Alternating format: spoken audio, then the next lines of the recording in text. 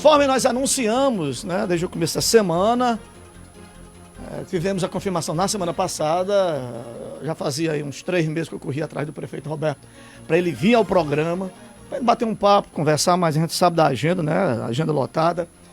Mas aí até que enfim está dando certo, o prefeito Roberto Filho está aqui conosco.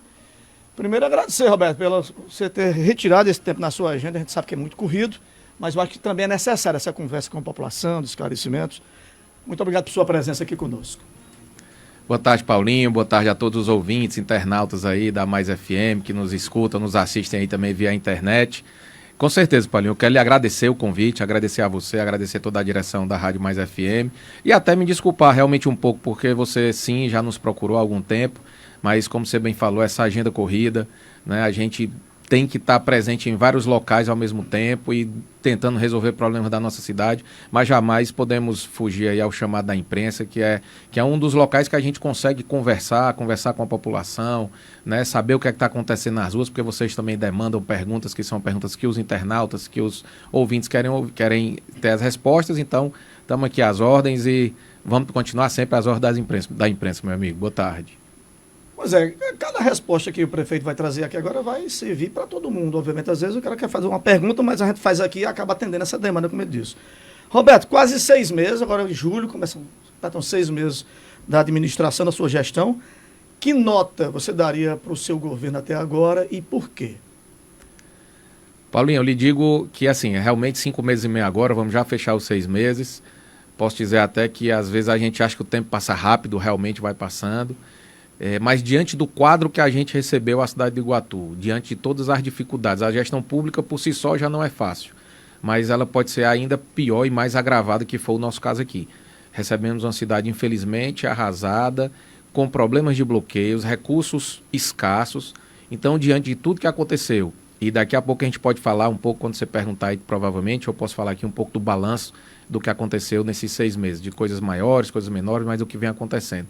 Diante de tudo que aconteceu, eu lhe digo assim, sem falsa modéstia, que a gente está aí numa nota 8,5 para 9, porque acho que a gente tem feito muita coisa, o trabalho não tem faltado, e eu tenho visto nas ruas e as pessoas também, tudo que está acontecendo. Você falou disso, né? A gente precisa fazer essa avaliação. Na sua avaliação, as maiores dificuldades enfrentadas nos primeiros meses foram quais? Além, obviamente, desse bloqueio que foi... tivemos bloqueio, tivemos greve dos servidores. O que mais afetou o início da sua gestão? Mas uma das coisas foram exatamente essas duas que você tocou, Paulinho. Mas a gente, como eu já falei muitas vezes, né? Inclusive tive aquele momento ali na imprensa, ali em janeiro, onde a gente destrinchou um pouco as dívidas do município de Iguatu. Naquele momento a gente estava chegando quase a R$500 bilhão de dívidas, e isso aí inclui todo tipo de dívida, de fornecedor do passado, dívida da CAF, dívida do INSS, dívida dos tais dos precatórios. Então, muitas e muitas dívidas que a gente recebeu. Além de receber uma cidade cheia de dívidas, os recursos também escassos. Por quê? Porque o FPM, que é uma das coisas que mais é importante para as cidades de pequeno e médio porte como Iguatu, que é o Fundo de Participação dos Municípios, o repasse do governo federal, bloqueados.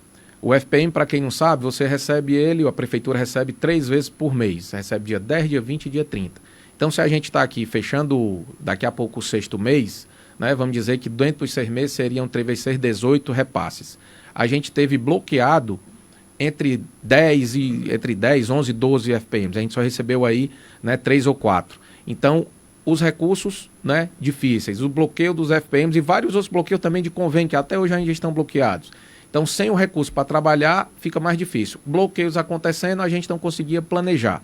Então, bloqueios, recursos escassos, dívidas para negociar, cobrança de todo lado, cobrança e ansiedade que eu entendo da população, porque também recebemos a cidade da forma bastante difícil, assim, em termos quase que arrasada mesmo, e aí eu estou falando de todas as áreas, saúde, da forma como se encontrava, índices de educação que ainda continuam ruins, porque aí já é uma coisa mais a médio prazo, a gente vai ver isso, se Deus quiser, no ano que vem, nas novas avaliações, o índice subindo, mas infraestrutura da cidade totalmente precária, também todo mundo vê isso, então em todas as áreas a gente tinha problema.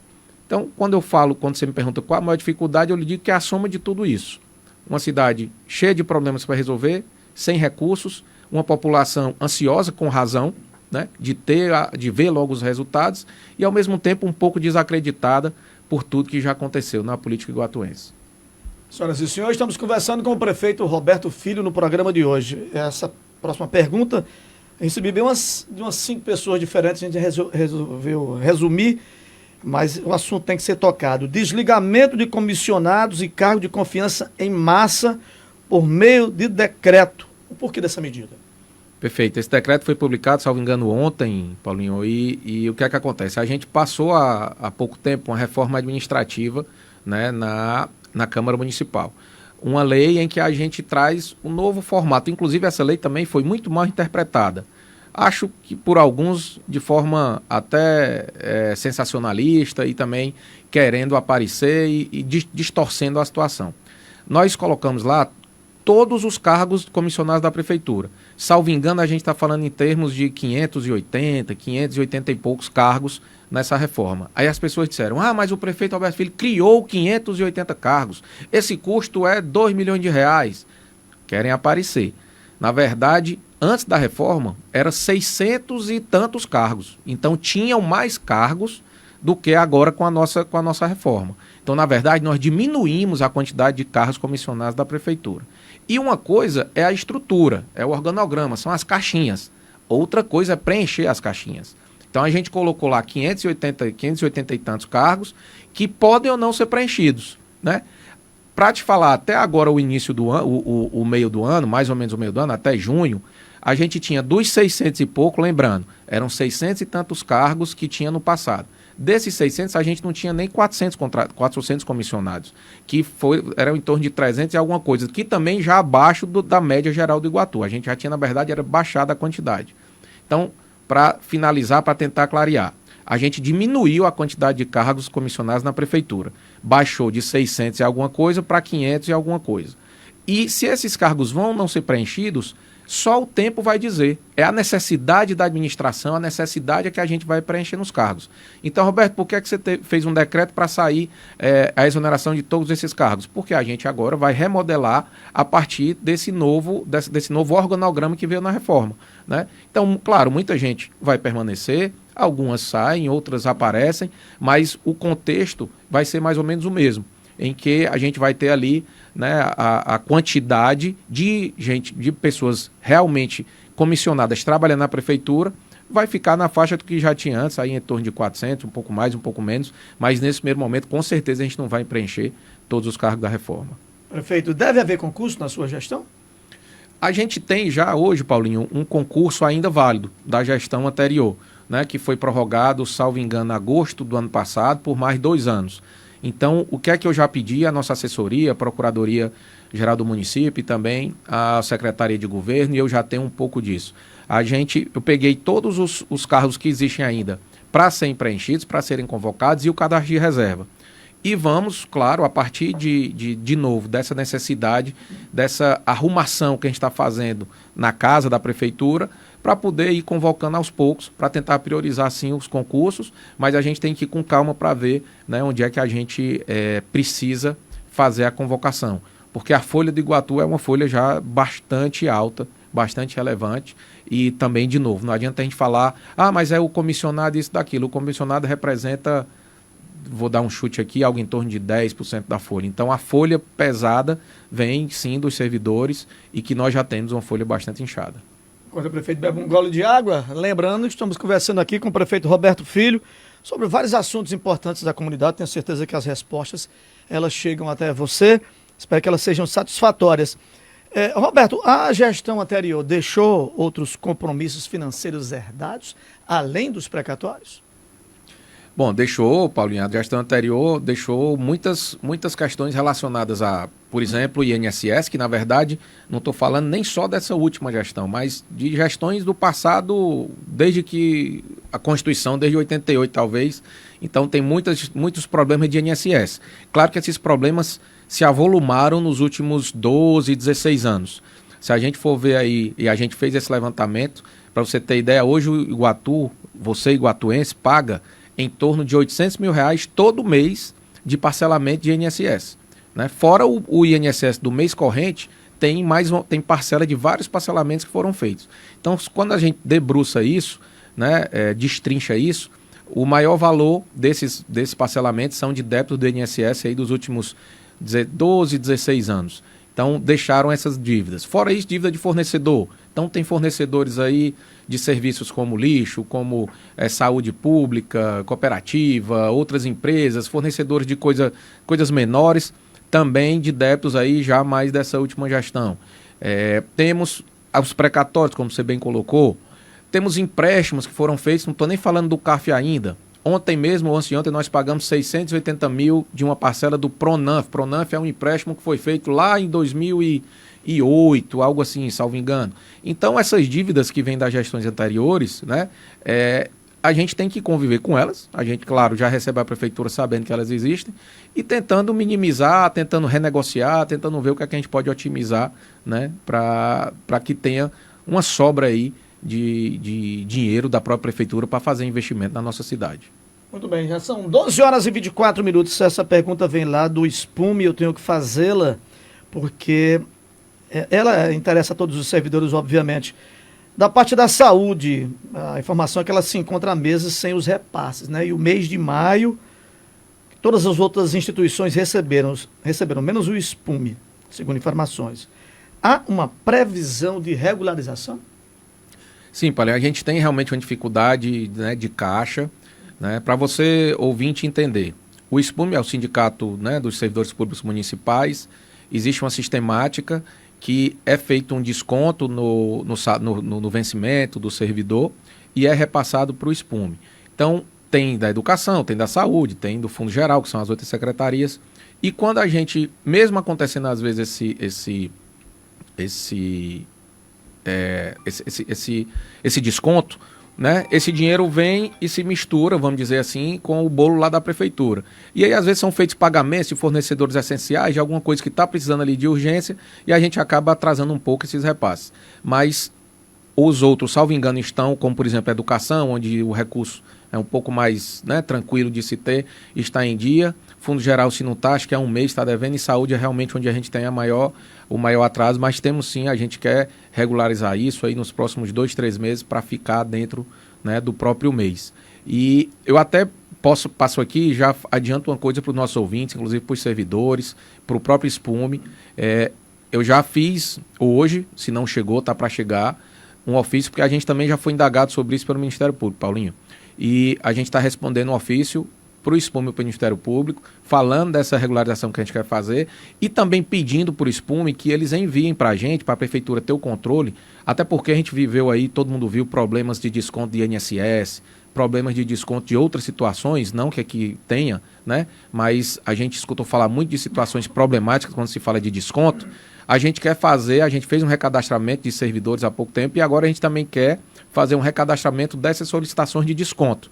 Então a gente já solicitou ao SPUME, que se não chegou ainda está para chegar, que esse ofício foi hoje, né, que o SPUME mande para a gente as autorizações dos servidores para fazer o desconto. Porque para ter o desconto do servidor, né, para contribuição, não sei se o nome técnico é esse, contribuição sindical lá, mas para ter aquele desconto precisa da autorização expressa do servidor. Então a gente está pedindo também isso para o SPUME, vamos pedir também para o nosso servidor, para eles atualizarem, para que a gente possa ter tudo isso muito regularizado, muito claro, e se Deus quiser, logo também não ter mais esse tipo de atraso dos repasses. Você acredita que a questão dos precatórios está definitivamente resolvida?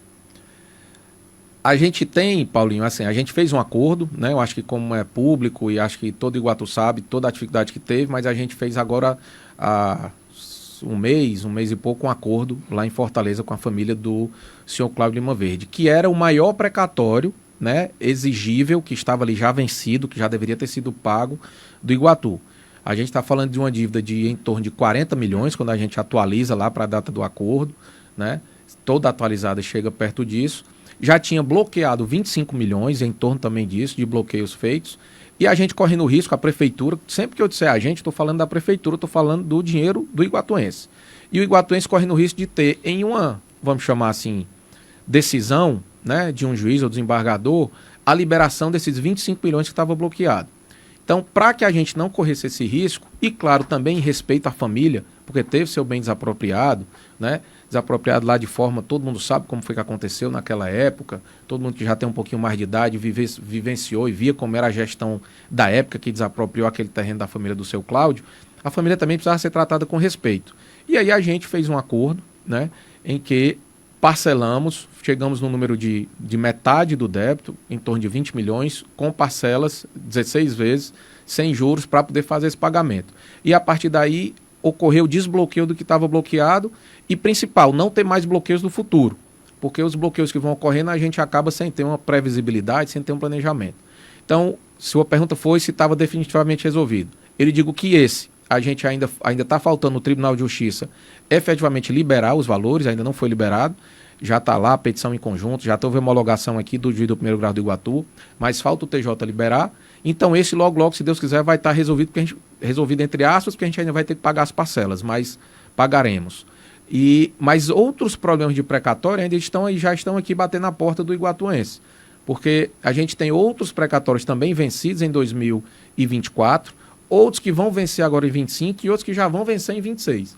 Então, assim que sair esse desbloqueio desses valores do precatório do senhor Cláudio Manverde no TJ, aí a gente vai fazer um cronograma para tentar conversar também com as outras famílias e aí sim tentar resolver de forma definitiva pelo menos esses precatórios de valores maiores, porque esse era o maior. Mas a soma de todos os outros, a gente já vai de novo para um número exorbitante, que é algo em torno também de 30 e poucos milhões, quando a gente soma esses outros que eu disse que já venceram em 23, 24, 25 e vão vencer em 26.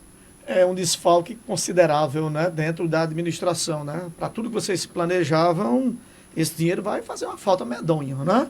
Como é que vocês pretendem correr atrás para fechar esse buraco que vai ficar, né? Para o que você pretende fazer, como é que vocês vão fazer? Em busca de dinheiro onde? É isso, Paulinho. A gente tem feito, né, todas as, vamos chamar assim, de economias possíveis com o dinheiro público, tratando o dinheiro com muita responsabilidade, com muita austeridade. Às vezes as pessoas reclamam de alguma coisa, ou antigamente tinha muita gratificação, tinha muitas coisas que aconteciam que a gente está fazendo e tratando, como eu disse, com responsabilidade para poder ter sobra do dinheiro público, sobra do dinheiro do iguatuense. Então, tratando a coisa pública dessa forma, fazendo o que tem que ser feito, sem desperdício, né, sem dinheiro correndo pelo ralo, sem coisas, às vezes, erradas que a gente de repente acha que pode ter acontecido no passado, em todo e qualquer passado, a gente está acabando conseguindo economizar. E foi a partir daí que a gente conseguiu, por exemplo, quitar as dívidas dos servidores da gestão passada. Então, colocamos os servidores em dia, estamos pagando também os servidores em dia, além de ter quitado da gestão passada o 13º e o dezembro, pagamos em dia dentro do mês.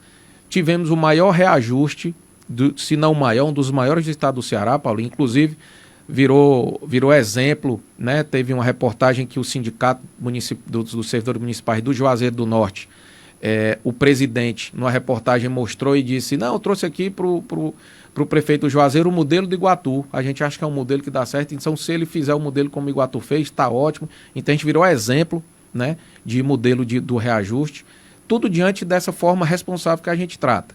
Mas que os 20 milhões vão fazer falta para os investimentos, vão. Porque você imagina que com 20 milhões daria para a gente fazer muito questão de pavimentação na cidade, daria para a gente reformar unidades básicas, daria para a gente melhorar ainda mais o atendimento do regional, que eu tenho certeza que o iguatuense já viu e já percebe o quanto melhorou hoje. Então, vai fazer falta, mas eu não vou chorar aqui o leite derramado. Eu queria só que as pessoas aprendessem e vissem tudo o que ocorreu no passado, para que não queiram mais um passado desse no Iguatu. Porque sempre que a gente está falando aqui, de novo, eu não vou chorar pelo leite derramado, mas a gente tem que pelo menos aprender quando se derrama o leite. Então, vamos aprender com os erros do passado, para a gente construir um novo Iguatu a partir de agora, a partir aí dessa gestão que começou há 5 meses e meio.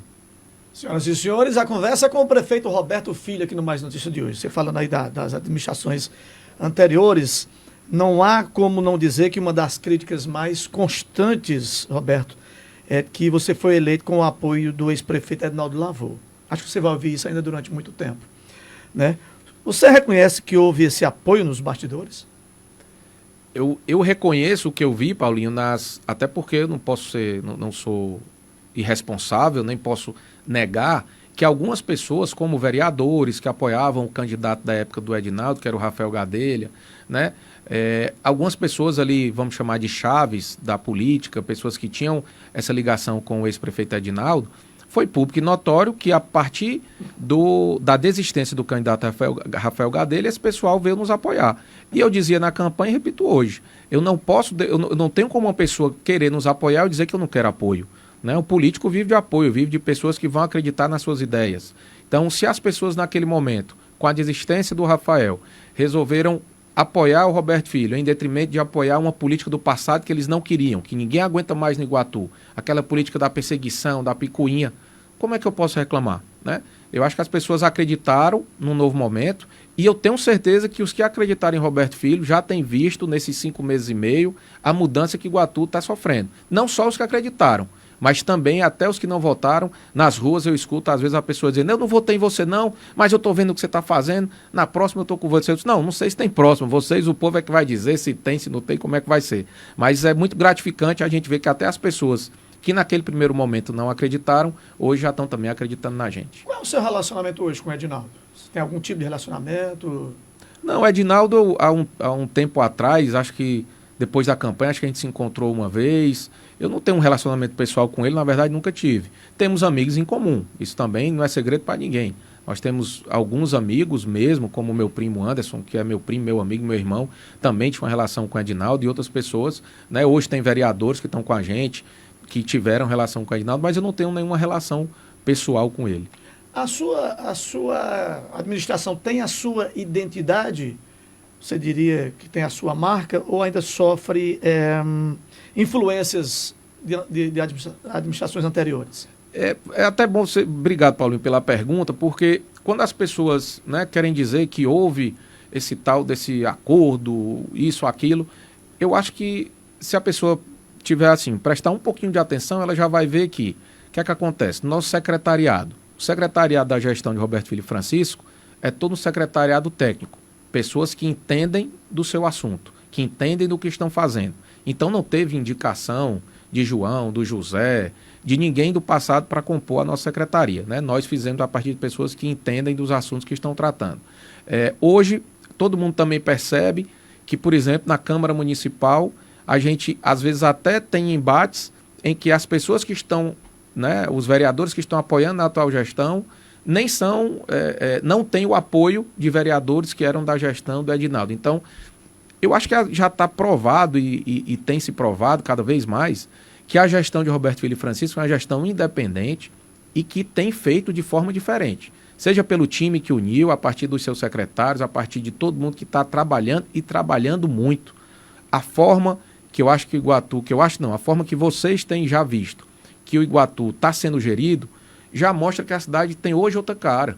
Você vê as coisas acontecendo em quase todas as regiões, tanto na zona rural como aqui como na sede do município. Você vê que os secretários trabalham, você vê tudo funcionando, o quanto que as pessoas querem, o nosso time quer trabalhar e ajudar. Então, acho que a cara, sim, já é outra, Paulinho, e eu já é, sim, um pouco da nossa cara de gestão para mostrar que seja a gestão privada, na qual eu tenho muita experiência, seja a gestão pública, que eu assumi agora em menos de 6 meses, dá para a gente melhorar as coisas, com trabalho, com compromisso, com competência e, claro, não sozinho, mas com um time de pessoas que estão nos ajudando, como o meu vice Francisco, como meus secretários, que está aqui comigo agora, o Clidenor, nosso chefe de gabinete, que tem nos ajudado bastante. Então, em nome dele, eu agradeço todos os secretários e todos os servidores públicos que estão acreditando, né, nessa gestão. E para responder sua pergunta de forma mais objetiva, eu imagino que sim. Na minha concepção hoje, a cidade de Iguatu já tem um pouco a cara, né, da organização, da gestão que o Roberto Filho quer implementar. Claro que eu quero muito mais.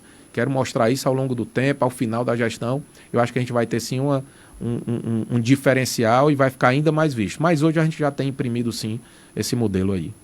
Pois é, só lembrar os senhores internautas e os senhores ouvintes que infelizmente não dá para fazer todas as perguntas que nos dirigem. Nós vamos até 1h da tarde, então algumas perguntas vão ficar de fora, infelizmente. No outra possibilidade, a gente acrescenta, né, novas perguntas. Roberto, eu quero atender aqui uma pergunta do pessoal da Segurança Pública. Eles dizem o seguinte: em alusão aos 23 anos da Guarda Civil Municipal de Iguatu, Recentemente, o governador Elmano de Freitas, no seminário dos gestores que aconteceu em Fortaleza, pronunciou-se que quer integrar suas forças de segurança. Polícia Militar, Polícia Civil, guardas municipais. A pergunta é: quais as perspectivas, projetos e investimentos você tem em relação à Guarda Municipal de Iguatu nessa integração? Eu vi essa entrevista lá do governador Elmano, Paulinho, e a pessoa também que nos faz a pergunta. Se você puxar aí das minhas entrevistas na época da campanha, inclusive aqui nessa bancada, acho que você e o Tiedo, a gente deve ter falado sobre segurança pública, e eu dizia exatamente isso, que nós estávamos dispostos, como estamos hoje, como já tivemos algumas ações, para trabalhar em conjunto, tanto com Polícia Militar, como Polícia Civil, como Polícia Federal e com todas as forças de segurança. E quando eu digo que nós já tivemos algumas ações, é porque hoje o nosso sistema de câmeras já está se integrando com o da Polícia Rodoviária Federal, já temos feito contato com as forças estaduais para que a gente possa ter esse intercâmbio de imagens também, tanto as nossas câmeras ficarem à disposição do pessoal, né, do Estado, como o Estado, as que tiverem, ficar à nossa disposição. Então eu imagino que a integração se dá dessa forma, né? Nós temos uma parceria com né, na minha época a gente chamava de quartel, não sei se a gente ainda pode chamar hoje, às vezes eu digo as coisas da minha época e o povo diz que eu estou errado. Balão do INPS, o pessoal diz: o que é balão do INPS? Bom, da minha época era balão do INPS, era assim que né? chamava, né? Mas o pessoal às vezes não sabe, acha que eu sou muito novo, né? Mas, então, a gente tem essas parcerias, tanto com a Polícia Militar, lá no comando, como na Polícia Civil, com o delegado, e é isso que a gente quer fazer, essa integração. Não só nessas imagens, que foi o exemplo que eu falei, mas na troca de informações importantes, na ajuda de deslocamentos, na ajuda de operações. Nós fizemos aqui também já várias operações, principalmente daquelas blitz, contra aquelas, né, aquelas motos que fazem aquele barulho muito alto, que atrapalha os idosos, atrapalha os autistas, atrapalha pessoas, né, com deficiências. A gente fez muitas parcerias, né, de blitz com a Polícia Militar já e Detran e o nosso Demutran, Guarda Civil também participou. Então, a integração, aqui o governador tiver, vai receber o nosso apoio, porque a gente sabe, e uma das coisas que a gente tem que cuidar no nosso Estado, embora, claro, a grande força para isso seja o Estado, né, quando eu digo Estado, o governo do Estado, mas nós estamos sim dispostos a fazer a nossa parte aqui através da Guarda Civil, Demutran, de toda parceria. De toda parceria para integrar, né, e ter uma melhor segurança para a nossa população. Especificamente sobre guarda, eu estou aqui fazendo um novo projeto, um projeto arquitetônico, para a gente ter uma nova sede da Guarda Civil Municipal e Demutran, e estou buscando os recursos. Assim que eu tiver com esse projeto pronto, eu mostro para vocês, como eu disse em algum momento aqui para você, projetos não nos faltam, o que a gente tem que buscar é recursos. Seria para funcionar no mesmo local? No primeiro momento a gente está vendo se junto ou não, mas a gente vai ter uma sede nova, com certeza, né, para tirar ali a sede hoje da Guarda Civil Municipal. O Demutran está até bem localizado, ali, de novo, lá do passado, no antigo Ibama, né, que você conhece bem, mas a Guarda Civil Municipal tem uma localização que era um antigo presídio, uma localização ruim. Quando eu digo localização, a estrutura, a infraestrutura, e a gente já tem esse projeto para, se Deus quiser, construir aí um novo equipamento para o nosso Iguatu. Uma pergunta que vem lá do CREA, com relação à desativação do lixão da Chapadinha, pergunta se há a possibilidade do senhor visitar o Comares Cariri, sabendo que esse consórcio já fechou 3 lixões de Crato, Barbalha e Caririaçu na região do Cariri. O lixão vai ser sempre um grande incômodo, né? Tem alguma previsão da gente desativar aquele negócio ali? O lixão, Paulinho, com certeza é uma das situações que mais chamam a atenção, pelo menos para mim, né? Desde a época da campanha e hoje ainda no Iguatu. Até porque lá da minha casa, infelizmente, eu tenho uma casa que tem um primeiro andar, e eu consigo ver lá de casa, infelizmente, a fumaça e muitas vezes o fogo do lixão. E sei que aquela fumaça é uma fumaça que vem trazendo problemas, inclusive, para a saúde, né, da nossa população. Mas tem sim previsão de mudança. Nós temos o nosso consórcio aqui também, que é o Corrage, né? E o Corrage já tem uma sinalização grande para que a gente possa fazer o aterro sanitário aqui do Iguatu, um aterro que vai atender toda a região, né? Esse exemplo que você deu é porque o aterro atende, um aterro só para atender uma cidade é difícil, porque o investimento é alto e aí precisa-se ter várias cidades que utilizam daquele aterro. No caso aqui do Corrage, Iguatu, então é Iguatu, Acopiara, Jucás, Cariús, desculpa, Acopiara não, Iguatu, Quixelô, Jucás, Cariús, tem algumas cidades aqui, que estão me fugindo agora, não lembro se é Acopiara, mas que fazem parte do Corrage e já está se desenvolvendo, já saiu inclusive a primeira licença, a licença prévia, né, para que seja instalado esse aterro sanitário aqui no Iguatu. Então, se Deus quiser, ainda nessa gestão, a gente vai sim resolver o problema do lixão para que o lixo do Iguatu seja recolhido e colocado e descartado no local correto, que é um aterro sanitário realmente. Aquela paisagem, aquele lixo, infelizmente ainda vai perdurar um tempo, depois nós temos também que buscar recursos para transformar aquilo em outra coisa. Mas o primeiro ponto é deixar de jogar lixo lá, e isso vai acontecer sim com esse aterro sanitário, com todo o esforço dessas cidades que eu disse aqui, através do Corrage. 12 horas e 44 minutos, senhoras e senhores. Roberto, há rumores, né, isso todo mundo conhece porque está na imprensa, de uma possível eleição suplementar no Iguatu. Caso isso aconteça, você teme perder o cargo? Paulinho, honestamente, eu já falei sobre isso, acho que em alguns outros locais, juridicamente, até porque sou advogado, eu estou bastante tranquilo com relação a essas ações, né, que entraram contra a nossa coligação, contra a nossa eleição. Eu não vejo essa possibilidade de outra eleição, realmente não vejo, estou bastante tranquilo, né? Logo, logo a gente vai ter aí o deslinde desse processo, porque até semana, acho que ontem, antes de ontem, né, o juiz já determinou aí a elaboração de memoriais finais, as partes vão fazer, nós vamos fazer, a outra coligação também, depois vai para o Ministério Público, provavelmente depois vem uma sentença. Então eu estou bastante tranquilo e confiante que a justiça será feita, até porque quem participou da eleição no Iguatu sabe muito bem o que aconteceu. Nós não tivemos nenhuma questão ilegal, não tivemos nenhum problema, pelo contrário, nós tivemos a vontade popular contra uma força grande, financeira, contra uma força de perseguição, contra várias coisas que o Iguatu conhece muito bem, e o povo nos elegeu. Foi simplesmente a vontade popular. E, ao que parece, né, e não é que o parece, isso é fato, não é a primeira vez que se espalha essa história no Iguatu. E aí sempre é o mesmo lado que espalha isso, né? Primeiro disseram que o Roberto Filho não ia nem ser diplomado. Aí fomos diplomados. Depois que o Roberto Filho não tomava posse, tomamos posse. Depois diziam que ia ter nova eleição até Dia das Mães. Passamos Dia das Mães, um beijo, mãe, e nada de nova eleição. Aí depois disseram que ia ter nova eleição no meio do ano. Já estamos chegando no meio do ano. Então, pessoal, vamos deixar o homem trabalhar, como se diz. Eu, minha equipe, estamos aqui para trabalhar, para trazer os benefícios para o Iguatu. Vocês já têm visto isso nas ruas. Quem quiser falar aqui, fale. Mas nós estamos realmente tranquilos e confiantes que vamos continuar esse trabalho nos próximos 3 anos e meio que faltam aí para mudar a história do nosso Iguatu. E quem sabe um dia acabar com essas picuinhas políticas aí que esse pessoal quer inventar, que a eleição no Iguatu nunca acaba. Em todo lugar a eleição passa e as pessoas vão trabalhar. Aqui no Iguatu a eleição passa e os outros, esses poucos, querem atrapalhar. Mas a gente convive com isso e vamos trabalhar, que é o que importa para o nosso povo. Fazendo essa observação, pegando esse gancho citado por você, eu conversava há poucos dias com um ex-prefeito e eu perguntava para ele por que até a sua época não existia essa briga tão acirrada no Iguatu. Terminava a eleição, todo mundo ia trabalhar, só se falava em política 2 anos depois para deputado, mas 2 anos depois para prefeito novamente. A partir de um determinado momento, o Iguatu vive um clima tão tenso, uma população meio que dividida, e isso está provado que não traz nada de bom para o município. O Iguatu já perdeu emprego, já perdeu investimentos por conta desta briga política que a gente que acompanha longas datas. Eu trabalhei na rádio do seu pai, na Rádio Jornal, quando o Roberto Costa era vivo, e era tudo tranquilo. Mas de um tempo para cá, essa instabilidade, inclusive jurídica, passou a estar permanentemente nas casas das pessoas. As pessoas brigam com seus familiares, as pessoas brigam com seus amigos, porque é como se a cidade estivesse dividida quase que ao meio. A que você atribuiria isso?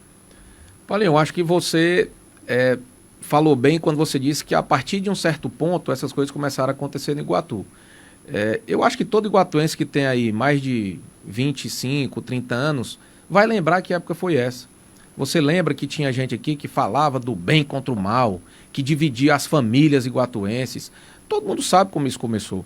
E a partir daí parece que isso não quer terminar mais. E eu, como você também bem colocou, eu só vejo malefícios em situações como essa. A gente vê que toda cidade, ou a grande parte das cidades, inclusive da nossa região aqui, cidades menores, cresceram nos últimos anos. E Iguatu parou no tempo. Tem aí 16, 20 anos que Iguatu está parado no tempo. E eu concordo com você, muito disso se dá por conta dessa briga, dessa picuinha, dessa forma de não querer perder o poder, de não querer respeitar a vontade popular.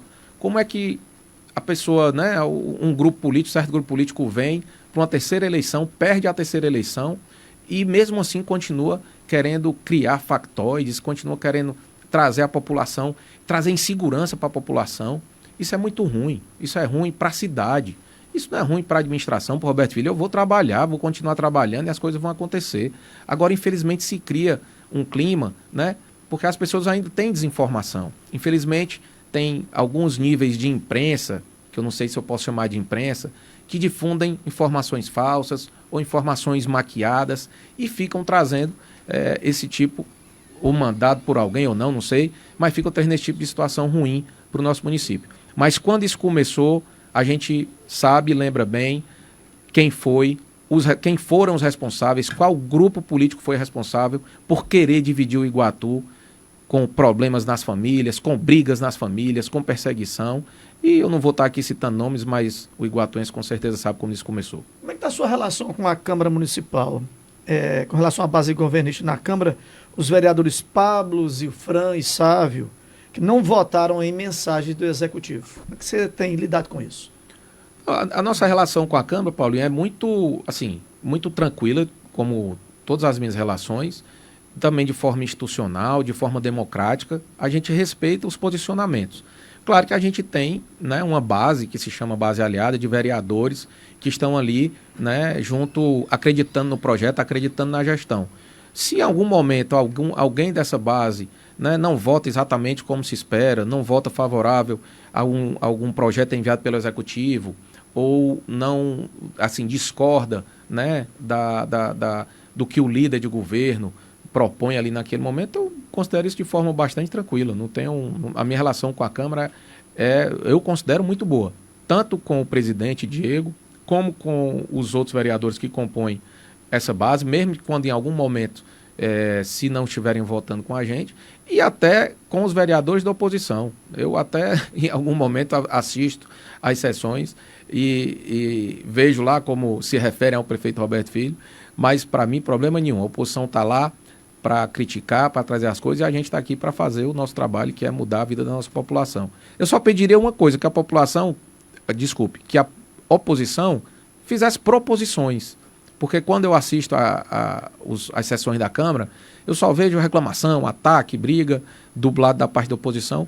A gente está aqui para receber sugestões, então façam proposições, né? Digam o que é que vocês acham que deve ser feito e como fazer, de que o dinheiro vem de onde, né? E cobrem também, para que os representantes da oposição que têm mandato ajudem, né? Semana passada, eu acho, o nosso líder do governo, João Torres, né, cobrou ao deputado Agenor Neto que ajudasse o Iguatu, cobrou a base aliada dele que ele cobrasse, inclusive lembrou que ele votou num deputado federal que já se passaram 4 anos, esse deputado federal não mandou R$1 para o Iguatu, nem ele próprio manda, nem o deputado federal. Mas aí parece que depois dessa cobrança ele disse que ia mandar uma ambulância para o Iguatu, alguma coisa assim. Muito obrigado, deputado. Mande ambulância para o Iguatu, mande recurso, o que o senhor mandar, eu venho aqui, bato uma foto, faço o vídeo, digo, aqui veio da emenda do deputado Agenor. Ajude o nosso povo que a gente está aqui, porque a gente precisa ajudar o Iguatu. Nessa questão do desenvolvimento, a gente sabe que indústrias, fábricas dão o mote do crescimento de uma cidade. A gente tem a Dakota como o último grande investimento de geração de empregos aqui no Iguatu. Diante de todo esse cenário de crise, falta de dinheiro, precatório e tudo mais que você falou, dessas dificuldades que vocês estão tendo, há algum tipo de conversa com alguma empresa, com o setor privado para que trazer investimentos para esse município, Roberto? Bom, Paulinho, a gente tem conversado, mas confesso a você que ainda conversas preliminares, né? Porque a gente entende que precisa melhorar o ambiente. O ambiente é melhorar o Iguatu, é fazer primeiro o que se chama de arrumar a casa, arrumar nosso município. Mas, mesmo assim, a gente tem conversado, a gente tem ido à Fortaleza e lá a gente conversa com empresários, conversamos com o presidente da FIEC, o Ricardo Cavalcante, tivemos também, nas reuniões que tivemos com o governo, sempre esse pedido, né, para que as secretarias olhem o nosso Iguatu para exatamente trazer um pouco mais de desenvolvimento através de geração de renda, geração de emprego. E o que eu posso lhe dizer com certeza, assim, Iguatu já tem melhorado na confiança do comércio. Eu vejo, e as pessoas, inclusive do CDL, pessoas que fazem parte do comércio, me dizem que através do que tem acontecido, salários em dia, né, a confiança dos nossos empresários, dos nossos consumidores tem aumentado. Isso tem aumentado o comércio, pelo menos é o que eles têm me dito. E a partir daí isso também gera emprego, gera renda. Mas indústrias e situações de empresas a gente tem conversado, estamos ainda aí no início. Posso lhe falar que além dessas conversas, tem através da Transnordestina o terminal de cargas que vai ser montado, que já está inclusive em fase, né, de início ali de uma terraplanagem, no terminal que vai ser implementado pelos empresários Eugério e Renato Maia aqui do Iguatu, e a gente junto com eles tem conversado com outros empresários para trazer também outros terminais aqui para aquela área da Transnordestina. Esse é um dos pontos que a gente tem se concentrado. A gente não fala muito porque muitas coisas disso às vezes envolvem, né, memorando de entendimento ainda em sigilo, porque são negociações que envolvem situações que precisam ser sigilosas por pedido da empresa, não das empresas, não por parte da gente, né, mas a gente tem uma grande expectativa em cima do terminal de cargas do Iguatu para que isso seja das coisas que podem mudar um pouco, né, mudar um pouco não, fazer uma mudança bastante significativa na economia iguatuense. Quero pedir desculpas, eu citei o nome de Sávio Sobreira, mas não, Hugo Lavô, na verdade, né? Quando eu citei a questão dos vereadores que não votaram com a base governista. As obras da CAF, esse empréstimo milionário que vem de outras administrações e que com certeza vão trazer um outro perrengue muito grande quando a gente estiver pagando esse empréstimo. Porque quando a gente está só recebendo é bom. Agora, quando a conta chega para pagar, aí a giripoca roda, né? Você já se imaginou que a gente vai ter que pagar esse empréstimo? Como é que você já chegou a ver com sua equipe essa questão das obras? Vai voltar com as obras desse empréstimo? Como é que vai ser? Muito bom, Paulinho. Quando você me perguntou das dívidas, né, do passado, eu acabei nem falando da CAF. Lá naquela época a gente fez um levantamento, Iguatu já deve hoje em torno de 65 milhões. Então, 65 milhões já foi tomado do empréstimo da CAF. Como é que se paga isso? Isso se paga em parcelas semestrais, que a gente inclusive atrasou uma parcela em fevereiro, mas conseguiu depois regularizar, e agora em agosto já tem outra parcela. Essas parcelas semestrais são os juros. Estamos falando só aí de algo em torno de 2,5 milhões. Quando eu digo esse em torno também é porque esse empréstimo é em dólar. Então o que vem é na faixa de 400 a 500 mil dólares dos juros semestrais nesse primeiro momento. Então a depender de quanto tiver o dólar, a gente vai ver quanto é que vai ser a nossa conta dessa parcela semestral. As parcelas do empréstimo mesmo principal, a previsão é que a gente comece a pagar em 2028. Né? Então hoje a gente já tem 60 milhões que foram utilizados. Roberto, você vai continuar o CAF? Seria muito fácil eu dizer, não vou continuar o CAF, porque é uma situação que realmente trouxe desconforto, trouxe, né, uma questão política, inclusive ruim, né, que a população do Iguatu não entendeu direito até hoje o que é que esse CAF fez. Mas eu não posso simplesmente pegar esses 70 milhões que o Iguatu deve e jogar na lata do lixo. Obras foram iniciadas. Nós temos ali o canal do Cajueiro, que foi iniciado. Nós temos ali o canal e a pavimentação e a reurbanização da rua Bevenuto Mendonça. Nós temos ali toda essa parte do anel viário que foi iniciado e foi parado.